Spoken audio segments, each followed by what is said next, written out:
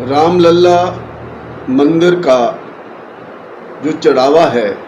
उस चढ़ावे का जो दुरुपयोग किया गया, इससे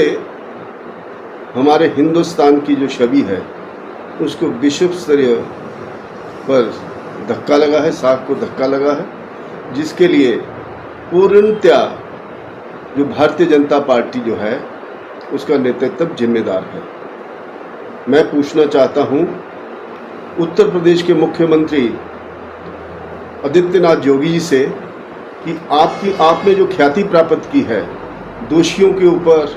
बेलडोजर से उनकी संपत्तियों को जब्त करना और मलिया मेट करना,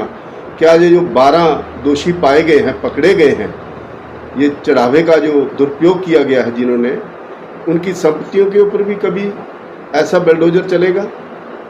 या कि आपके ऊपर जो केंद्रीय नेतृत्व है उनका कोई प्रेशर है, जिस प्रेशर से आप खुल के नहीं बोल पा रहे हैं? मेरा आपसे आग्रह रहेगा कि आपने जो छवि बनाई है अपनी, उस छवि को बरकरार रखते हुए आप अपना दायित्व निभाएं और धर्म जो युग है उसके ऊपर आप अपना राजधर्म निभाएं, ये आपका दायित्व बनता है। मैं पूछना चाहता हूँ देश के प्रधानमंत्री, देश सेवक और जो अपने आप को इस देश के चौकीदार के रूप में उभार कर सामने लाए, क्या अब उनको ये नहीं मालूम कि चंपत राय जो थे, जो हैं, उन्होंने इस धन का दुरुपयोग किया? एक IAS ऑफिसर, सेवानिवृत्त ऑफिसर, जिन्होंने ये खुलासा किया है कि मैंने अपने माँ के गहने, अपनी धर्मपत्नी के गहने उनको ढालकर, उनका जो रामायण जो हमने ये रामचरितमानस जो मंदिर के न्यास के लिए दी, उसके ऊपर उसका चढ़ावा किया, आज वो भी अपने स्थान पर नहीं है।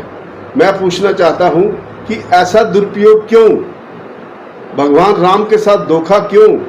लोगों की जो जितनी आस्था इस मंदिर के प्रति है, भगवान राम के प्रति है, उन सभी लोगों के साथ, उन सभी भक्तों के साथ धोखा क्यों?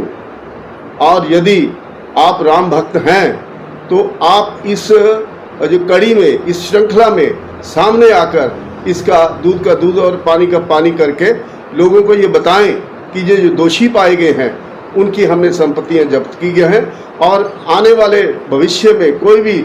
इस धन का दुरुपयोग नहीं कर सकता और देख भी नहीं सकता। उन दुर्भावना से जो लोग इस मंदिर की तरफ भी देखेगा, उसका यही अंत होगा। मैं हमारे जो प्रधानमंत्री हैं, उन्होंने जो अपनी छवि बना रखी है पूरे विश्व में, उस छवि को धक्का लगाया हुआ है, धक्का लगा है। और इस दुरुपयोग, धन के दुरुपयोग का यदि अतिशीघ्र आपने इसका कोई समाधान नहीं ढूंढा, मैं तो यह आग्रह करूंगा कि ये आपने किसी भी एजेंसी जैसे CBI या अन्य एजेंसियों से इसका ना करवाकर, जांच ना करवाकर, किसी रिटायर्ड सेवानिवृत्त जज को अपॉइंट किया जाए और वो एजेंसी जो है वो मतलब अपने इस उसका धन का दुरुपयोग जो जिसने किया है उसकी उच्च स्तरीय जांच कर लोगों को ये पता चले कि ये